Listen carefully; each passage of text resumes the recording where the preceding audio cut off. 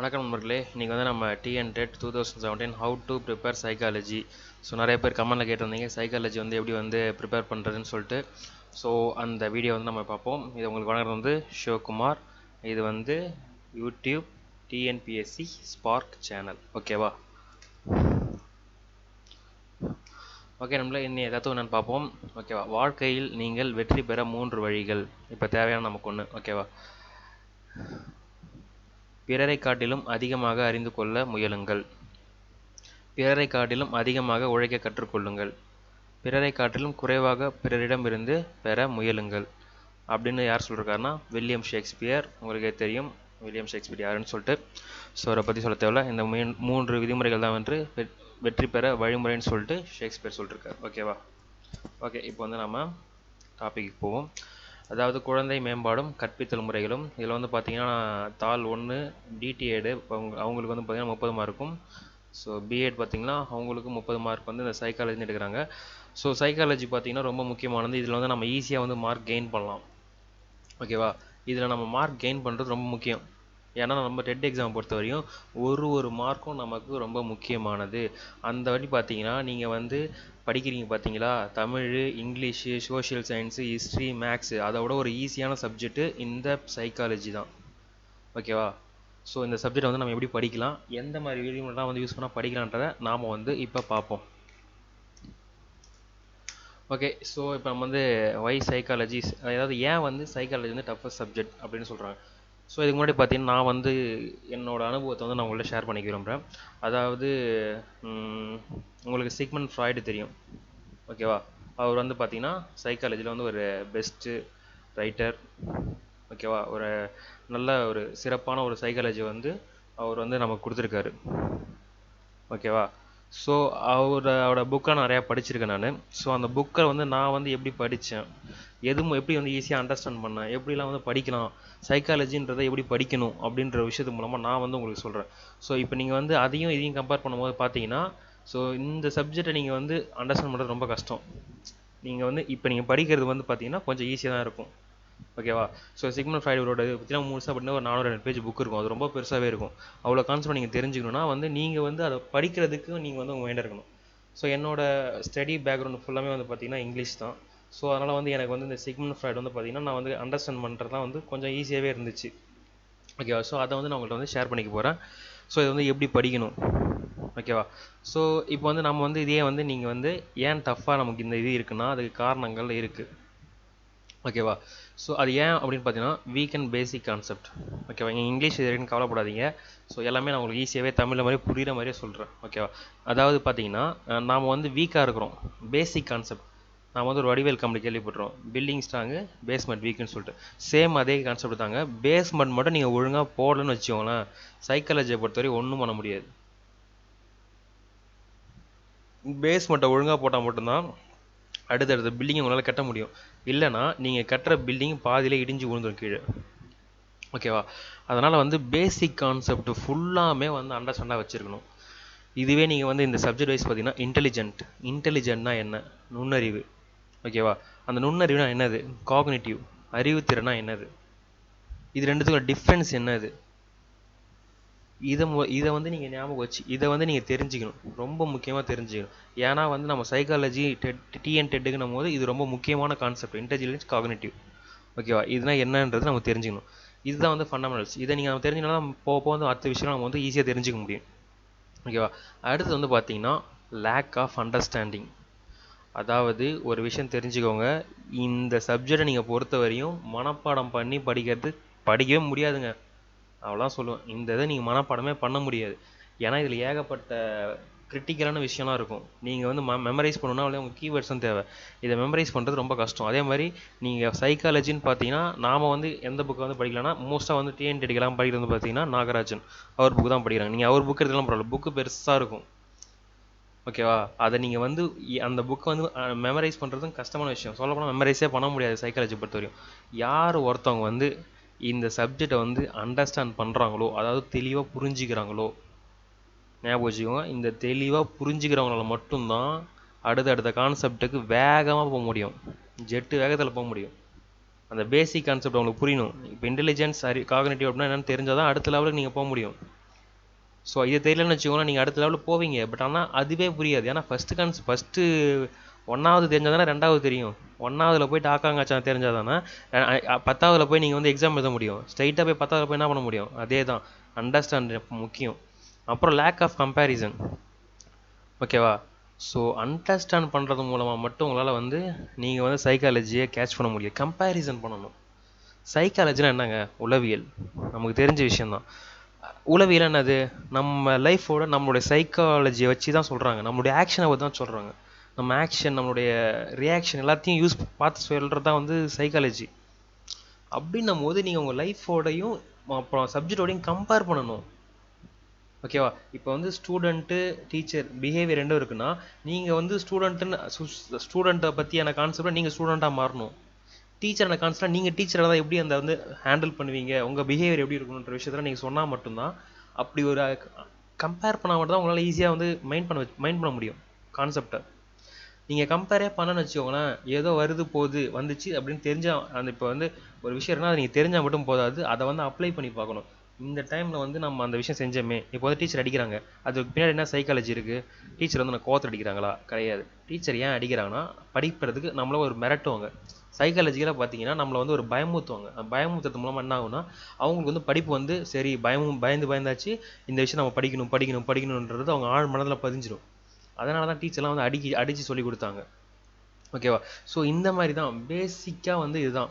அந்த ஒரு கம்பேரிசன் வந்து நம்ம கரெக்டாக தெரிஞ்சுக்கிட்டாலே போதும். கம்பேர் பண்ணாலே போதும். நீங்கள் எக்ஸாம் எழுதும்போது அந்த கம்பேரிசன் உங்கள் கண்ணு வந்து நிற்கும். இதுக்கு நான் அஷூரன்ஸ் தரேன் உங்களுக்கு. ஓகேவா? ஸோ அதனால் கம்பேர் பண்ணி படிக்கணும். அப்புறம் வந்து பார்த்தீங்கன்னா, இது வந்து சொல்லப்போனால் உண்மையிலுமே டிஃபிகல்ட் கான்செப்ட் தான். சைக்காலஜியை பொறுத்தவரை எல்லா கான்செப்டும் டிஃபிகல்ட்டு தான்.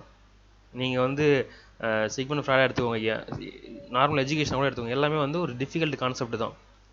பட் ஆனால் நம்ம அண்டர்ஸ்டாண்ட் பண்ணிக்கிட்டா இதோட ஒரு ஈஸியர் சப்ஜெக்ட் கிடையவே கிடையாது. ஞாபகம் வச்சுக்கோங்க. டிஃபிகல்ட் கான்செப்ட் தான். ஆனால் வந்து இதை வந்து நாம் வந்து தெளிவாக உன்னிப்பாக கவனித்து தெளிவாக புரிஞ்சிக்கிட்டு தெளிவாக நம்ம கம்பேர் பண்ணி படித்தா இதை விட ஒரு ஈஸியர் சப்ஜெக்ட் கிடையாது. மற்ற சப்ஜெக்டோட இது ஈஸியாக நல்லா மார்க் வாங்க, 30 மார்க் எடுக்கலாம். அப்புறம் வந்து பல்கி புக்கு பெருசாக இருக்குன்னு பார்க்காதீங்க. உண்மையாலுமே சரி, 2 லைன் 3 லைன் தான் அது ஒர்த்தபிள். 10 பேஜுக்கு 2 லைன் 3 லைன் படித்தா போதும், இந்த விஷயம் வந்து நமக்கு தெரிஞ்சிடும். அந்த லைன் தான் நம்ம ஏன்னா சொல்லிருப்போம் எக்ஸ்பிளனேஷன் சொல்லிட்டு. மோஸ்ட்டாக இந்த சைக்காலஜி புக்கு பார்த்தீங்கன்னா வச்சுக்கலாம், எல்லாமே எக்ஸ்பிளனேஷன் தான் இருக்கும். தெரியுமா?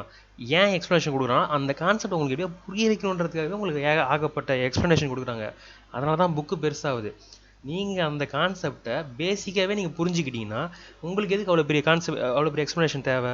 ஸோ கண்டிப்பாக தேவையே கிடையாது. ஓகேவா? இதை தான் நான் சொல்கிறேன். புக்கு எவ்வளோ பெருசாக இருந்தாலும் சரி, நீங்கள் அந்த 2-3 லைன் மட்டும் அந்த அந்த தியரட்டிக்கலாக அது என்ன சொல்கிறாங்க, என்ன கான்செப்ட் நீங்கள் புரிஞ்சுக்கிட்டீங்கன்னா, அதை கம்பேர் பண்ணிட்டீங்கன்னா உங்களுக்கு கண்டிப்பாக சொல்கிறேன், அந்த 20 பேஜ் 30 பேஜ்ன்றது நீங்கள் சாதாரணமாக திருப்பி ஸ்கேன் பண்ணிக்கலாம். அதாவது திருப்பி அந்த எழுத்தை மட்டும் பார்த்துட்டாலே போதும், உங்களுக்கு ஈஸியாக வந்து மெமரைஸ் ஆகிடும். ஓகேவா? அப்புறம் முக்கியமான விஷயம் ஸ்டடி அட்மாஸ்பியர் ரொம்ப முக்கியம். இது இந்த சப்ஜெக்ட் மட்டும் இல்லை, எந்த சப்ஜெக்ட் இருந்தாலும் சரி ஸ்டடி அட்மாஸ்பியர் ரொம்ப முக்கியம். நீங்கள் வந்து நல்லா அதே மாதிரி சைக்காலஜி படிக்கும்போது மோஸ்ட்டாக வந்து பார்த்தீங்கன்னு வச்சுக்கோங்களேன், இந்த நைட் டைம்லாம் நல்லா சூட்டபுளான டைம், இல்லைனா எங்கேயா சைலண்ட்டாக இருக்க டைம். சைலண்ட்டாக இருக்கும் இந்த பிளேஸு, எந்த ஒரு டிஸ்டர்பன்ஸும் இருக்கக்கூடாது. ஓகேவா? நான் வந்து இந்த சைக்காலஜிலாம் படிக்கும்போது பார்த்தீங்கன்னா நைட் டைம் எடுத்துக்கும்.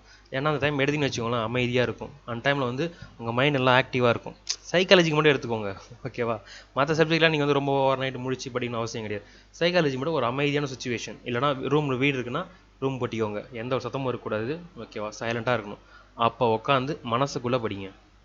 வாயை வச்சு அப்படிலாம் படிக்கவே படிக்காதீங்க. சரியா? அப்படி படிச்சிங்கன்னா வச்சுக்கோங்களேன், உங்களுடைய தொண்டை தண்ணி தான் வந்து வேஸ்ட்டாக போகும். ஸோ வந்து மைண்டில் படிங்க, மைண்ட் ரீடிங் பண்ணுங்கள். ஓகே, அப்படி எழுத பார்த்துட்டே போங்க. கண் ஐஸ் அந்த பால் மட்டும் நவரும். ஓகேவா? அப்படி படிக்கணும். அப்படி படிக்க உங்கள் மைண்டில் ஏறிக்கிட்டே இருக்கும். அவ்வளோதான், சிம்பிள். ஓகேவா? இதுதான் வந்து ஸ்டடி அட்மாஸ்பியர் ரொம்ப முக்கியம். ஸோ இந்த சவுண்ட் அதிகமாக கேட்குறது, இந்த பஸ்ஸு போகிறது, லாரி போகிறது, அதெல்லாம் வந்து கொஞ்சம் சூட்டபுளாக நைட் டைம்லாம் வந்து மோஸ்ட்டாக வந்து இருக்கும். ஒருவேளை அந்த மாதிரி டிஸ்டர்பன்ஸ் அதிகமாக இருக்குன்னா நைட் டைமில் படிங்க. ஓகேவா? நைட் டைம் ரொம்ப ஓவரெல்லாம் படிக்க தேவையில்ல. மோஸ்ட்டாக பார்த்தீங்கன்னு வச்சுக்கோங்களேன், ஒரு 9 to 12, ஓகே 12, 1 அது வரையும் போதும். அதுக்கப்புறம் நீங்கள் படித்தாலும் மண்டையில் ஏறாது. ஓகேவா?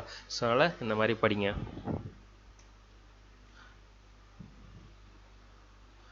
ஓகே, நாம் வந்து இது எப்படி படிக்கணும் அப்படின்றத பார்ப்போம். ஓகேவா? சிம்பிளாக முடிச்சிட்டங்க, உங்களுக்கு 7 up தாங்க. 7 அப்னா 7 அப் சாப்பிடல, இந்த 7 அப்ஸ் மட்டும் இருந்தால் போதும். நாம் வந்து இந்த 7 அப் ரீடிங் வந்து நம்ம இருந்தால் போதும், நம்ம ஈஸியாக வந்து சைக்காலஜி வந்து ஈஸியாக கேட்ச் பண்ணிக்கலாம். ஓகேவா? சைக்காலஜினா என்னது? உளவியல், நமக்கு தெரியும். ஃபஸ்ட்டு ரீடிங், அதாவது முதல்ல படிப்பீங்க பார்த்தீங்களா, அதை வந்து சும்மா ஜாலியாக படிங்க. அதை வந்து நீங்கள் எதுக்காக தியாகம் பண்ணுறீங்கன்னா, அண்டர்ஸ்டாண்ட் பண்ணுறதுக்காக தியாகம் பண்ணுங்க. சும்மா நீங்கள் ஃபஸ்ட்டு எதையும் ஒரு ஃபஸ்ட்டு நம்ம படிக்கும்போது பார்த்தீங்கன்னு வச்சுக்கோங்களேன், நம்ம வந்து ஈஸியாக வந்து அதை வந்து ஒரு ஆர்வம் இருக்கும் நம்மக்கிட்ட, ஒரு கியூரியாசிட்டி நமக்கு வந்து இருக்கும். அதனால் அந்த ஃபஸ்ட் ரீடிங் வந்து அண்டர்ஸ்டாண்ட் பண்ணுறதுக்கு யூஸ் பண்ணுங்கள். ஓகேவா? அண்டர்ஸ்டாண்ட் பண்ணுறதுக்கு சாக்ரிஃபைஸ், தியாகம் பண்ணுங்கள். அப்புறம் 2வது தடவை படிக்கிறீங்க பார்த்தீங்களா, அதை வந்து தியரி அண்டர்ஸ்டாண்ட் பண்ணுறதுக்கு, அதாவது பேசிக் கான்செப்ட் அதெல்லாம் இருக்கும் பார்த்தீங்களா. ஃபஸ்ட்டு வந்து ஜாலி ரீடிங், அதாவது நல்லா ஜாலியாக வந்து படிச்சிட்டிங்க, ஜாலியாக படிச்சிட்டிங்க. இப்போயே வந்து பார்த்தீங்கன்னா உங்களுக்கு ஒரு 50% வந்து கவரப் ஆகிருக்கும், இதுதான் விஷயம்னு சொல்லிட்டு. மீதி ஒரு 50% தான் நம்ம இத்தனை ரீடிங் பண்ண போகிறோம்.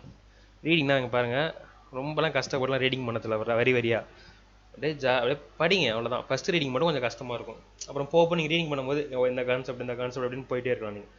செகண்ட் ரீடிங் எதுக்காக பண்ணுறீங்கன்னா, கான்செப்ட், தியரி கான்செப்ட் இருக்குது பார்த்தீங்களா, அதை வந்து மெமரி பண்ணுறதுக்காக சாக்ரிஃபைஸ் பண்ணுங்கள். ஓகேவா?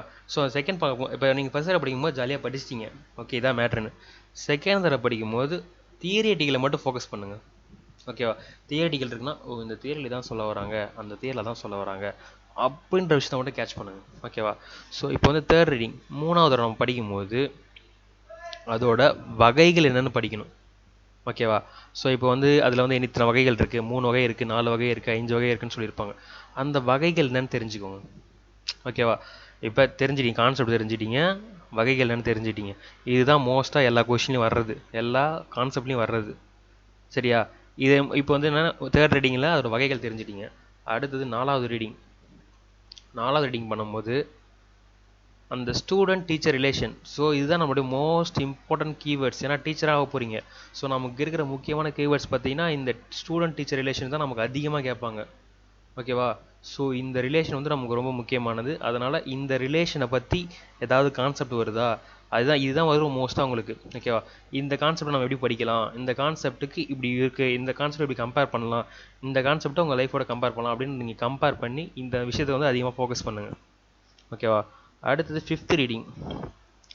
ஃபிஃப்த் ரீடிங் வந்து பார்த்தீங்கன்னா அதர் ஆத்தர்ஸ் கொட்டேஷன். அதாவது எப்பயுமே நம்ம ஆளுங்க வந்து பார்த்தீங்கன்னா ஒன்று எழுதுறோன்னா அதை வந்து 4-5 பேர் கமெண்ட் சொல்லுவாங்க, கிரிட்டிசைஸ் பண்ணுவாங்க, இல்லை இது தப்புன்னுவாங்க, இது சரின்னுவாங்க. அந்த மாதிரி என்ன சொல்கிறாங்க, அது ஒரு சிம்பிள் டெஃபினேஷன் எடுத்துக்கோங்க.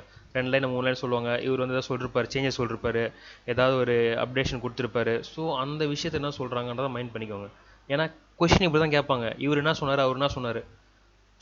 மோஸ்ட்டாக வந்து பார்த்தீங்கன்னு வச்சுக்கோங்களேன், உங்களுக்கு டாப், அதாவது மெஜாரிட்டியாக இருக்கிறது அதிகமாக கேட்க மாட்டாங்க, மைனாரிட்டி தான் கவர் பண்ணுவோம். ஏன்னா அவங்களுக்கு தெரியும் கொஷின் எடுக்கிறவங்களுக்கு மெஜாரிட்டியாக இருக்கவங்களுக்கு கொஷின் கேட்டால் கரெக்டாக வந்து எல்லாம் ஆன்சர் பண்ணுவாங்க அப்படின்னு சொல்லிட்டு.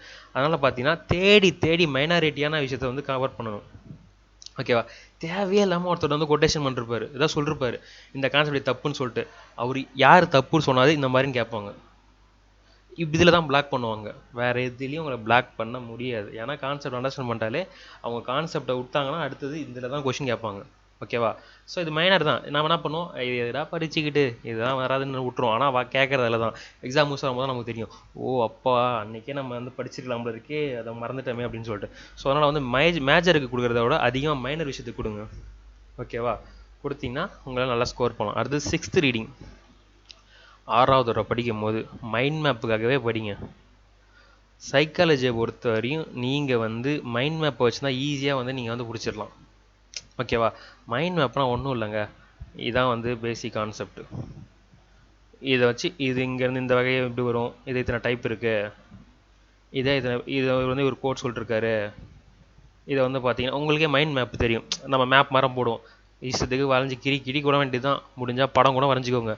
ஓகே, ஏதாவது ஒன்று வரைஞ்சிக்கோங்க, அது உங்கள் இஷ்டம். மைண்ட் மேப்பிங் நீங்கள் போடுங்க. ஆனால் வந்து சொல்கிற மைண்ட் மேப்பிங் ரொம்ப டைம் ஸ்பெண்ட் பண்ணாதீங்க. ஏன்னா நம்மக்கிட்ட டைம் ரொம்ப லோவாக இருக்குது. எந்த அளவுக்கு ஃபாஸ்ட்டாக உங்களால் முடிக்க முடியுமோ அந்த அளவுக்கு நீங்கள் ஃபாஸ்ட்டாக கவரப் பண்ணுங்கள். ஓகேவா? அப்படி கவர் பண்ணிங்கன்னா நீங்கள் மைண்ட் மேப் வந்து எல்லா கான்செப்ட்னு பார்த்தீங்கன்னா அதுக்கு வந்து ஒரு 10 கான்செப்ட் 20 கான்செப்ட் இருக்குன்னா அந்த 20 கான்செப்ட் நீங்கள் மைண்ட் மேப் தெரிஞ்சுக்கிட்டீங்கன்னா அதுக்கப்புறம் நீங்கள் படிக்கும்போது என்ன ஆகுனா உங்களுக்கு ஈஸியாக வந்து ஓகே இவர் சொல்கிறார், அது அவர் சொல்கிறார் அப்படின்ற ஒரு விஷயத்தை நீங்கள் ஈஸியாக புரிஞ்சிக்கலாம். ஓகேவா? அடுத்தது 7th ரீடிங். 7வது நீங்கள் படிக்கும்போது டெஸ்ட்டுக்கு மார்க் டெஸ்ட். எந்த இடத்துல வந்து எப்படி கொஸ்டின் கேட்டிருக்காங்க, நீங்கள் ஆல்ரெடி படிச்சிருப்பீங்க, எல்லா கணக்கும் படிச்சிட்டிங்க. படிச்சுட்டு இப்போ வந்து கொஸ்டின் பேப்பரில் பார்க்கணும். பழைய கொஸ்டின் பேப்பரில் சாம்பிள் கொஸ்டின் பேப்பர் எதாவது இருந்ததுன்னா அதை வச்சு நீங்கள் பார்க்கணும். எப்படி கொஸ்டின் எடுக்கிறாங்க, நான் எப்படியெல்லாம் நம்ம பிளாக் பண்ணுறாங்க. நீங்கள் இப்போ என்ன பண்ணுங்கள், நீங்கள் படிச்சிருப்பீங்க தெரியுமா, இந்த சைக்காலஜியை நீங்கள் எதுக்கு யூஸ் பண்ணுங்கன்னா, இந்த கொஸ்டின் எடுப்பாங்க பார்த்தீங்கன்னா அவங்க கூட நீங்கள் கம்பேர் பண்ணி பாருங்கள். அதாவது இந்த சைக்காலஜி, இப்போ கொஸ்டின் பேப்பரோட சைக்காலஜி நீங்கள் யோசிச்சு பாருங்கள். நீங்கள் வந்து இப்போ எக்ஸாம் எடுக்கிறவர், கொஸ்டின் பேப்பர் எடுக்கிறவர், நீங்கள் வந்து உங்களுடைய டார்கெட் என்னன்னா, யாரும் வந்து கொஸ்டின் பேப்பர் அதிகமாக அட்டன் பண்ணக்கூடாது, நிறைய பேர் ஃபெயில் ஆகணும். ஓகேவா? அதுக்கு எந்த மாதிரி கொஸ்டின் எடுக்கலாம், இதுவும் ஒரு சைக்காலஜி தான். எந்த எந்த விஷயத்த நீங்கள் அப்போனா அப்படி நீங்கள் உங்கள் எக்ஸாமினராக விட்டானா நீங்கள் என்ன பண்ணுவீங்க, ஃபஸ்ட்டு நீங்கள் யோசிக்கிறது எந்த விஷயத்த படிக்க மாட்டாங்க அதிகமாக. மேஜர் விஷயம் எல்லாருக்கும் தெரியும். மேஜர் விஷயம் என்ன பண்ணுவாங்க, கொஞ்சமாக கவர் பண்ணிட்டு எந்த விஷயத்தையும் இவங்க அதிகமாக படிக்க மாட்டாங்க, எந்த இடத்துல ட்விஸ்ட் வைக்கலாம், எப்படி இவங்களை வந்து ஆன்சரை ட்விஸ்ட் பண்ணி குழப்பி விடலாம் அப்படின்னு சொல்லுவாங்க. அப்படி யோசிப்பாங்க. இதுதான் அவங்க சைக்காலஜி. ஸோ நீங்கள் இந்த சைக்காலஜி படிக்கிற மூலமாக உண்மையாலுமே சரி, இது வந்து உங்கள் வாழ்க்கையில் வந்து பல இடத்துல யூஸ் ஆகும். ஓகேவா? ஸோ அதனால் வந்து இந்த சைக்காலஜி நீங்கள் புரிஞ்சினாலே போதும், எக்ஸாமில் நீங்கள் அந்த 20-30 மார்க் வந்து ஈஸியாக போடலாம். இந்த சைக்காலஜி நீங்கள் புரிஞ்சினாலே போதும், மற்ற சப்ஜெக்ட்டும் நீங்கள் படிக்கிறது ரொம்ப ஈஸியாகிடும். ஓகேவா? இந்த கொஸ்டின் பேப்பர் நீங்கள் ரீட் பண்ணுறது மூலமாக இந்த உங்கள் சைக்காலஜி நீங்கள் பிடிச்சிட்டிங்கனாலே போதும், மற்ற சப்ஜெக்டில் எப்படி கொஸ்டின் கேட்பாங்கன்ற ஒரு எக்ஸ்பெக்ட் வந்து உங்களுக்கு கிடச்சிரும். ஓகேவா? மோஸ்ட்டாக ஏமாற்ற தான் பார்ப்பாங்க, எப்படி வந்து ஏமாற்றலாம் உங்களை. நீங்கள் வந்து ஏமாறாமல் இருக்கணும்னா அந்த சைக்காலஜி தெரிஞ்சிருக்கணுங்க. சிம்பிளாக முடிக்கிறேன். ஓகேவா? இதை தெரிஞ்சிட்டாலே போதும், ஈஸியாக நீங்கள் வந்து பாஸ் பண்ணிடலாம். ஓகே, என்னை வந்து சிம்பிள் சப்ஜெக்ட் சைக்காலஜி போய் சொல்லிட்டேன். உண்மையிலே ஒரு நல்ல சப்ஜெக்ட். ஸோ இதை நல்லா ஃபோக்கஸ் பண்ணுங்கள். இந்த சைக்காலஜி நீங்கள் கரெக்டாக வச்சாலே போதும், நீங்கள் ஈஸியாக எக்ஸாமினர் சைக்காலஜி பிடிச்சிக்கலாம். அப்படி எக்ஸாமினர் சைக்காலஜி பிடிச்சிக்கிட்டா நீங்கள் எக்ஸ்பெக்ட் பண்ணுற கொஷின் கண்டிப்பாக எக்ஸாமில் வரும், கண்டிப்பாக வரும். ஓகேவா? ஓகே, இந்த வீடியோ பார்த்துக்கு ரொம்ப நன்றி. தேங்க்ஸ் ஃபார் வாட்சிங். இதான் நம்ம டிஎன்பிஎஸ்சி ஸ்பார்க். இதை வந்து யூடியூப் சேனல், இதை வந்து ஷேர், சப்ஸ்கிரைப் பண்ணுங்கள். உங்களுக்கு எதாவது டவுட் இருந்தால் நீங்கள் கமெண்ட் பாக்ஸ் போடுங்க. இதான் நம்ம ஃபேஸ்புக் ஐடி. ஸோ இதில் வந்து நீங்கள் ஃப்ரெண்ட் ரெக்வஸ்ட் கொடுங்க. இதான் வந்து என்னோடய வாட்ஸ்அப் நம்பர். ஓகேவா? இதில் வந்து நீங்கள் வந்து எனக்கு உங்கள் நேமை டைப் பண்ணி அனுப்பிச்சிங்கன்னா, ஸோ நான் வந்து உங்களுக்கு வந்து என்னோடய வீடியோஸ்லாம் வந்து உங்கள் வாட்ஸ்அப்புக்கே நான் அப்டேட் பண்ணுவேன். ஓகேவா?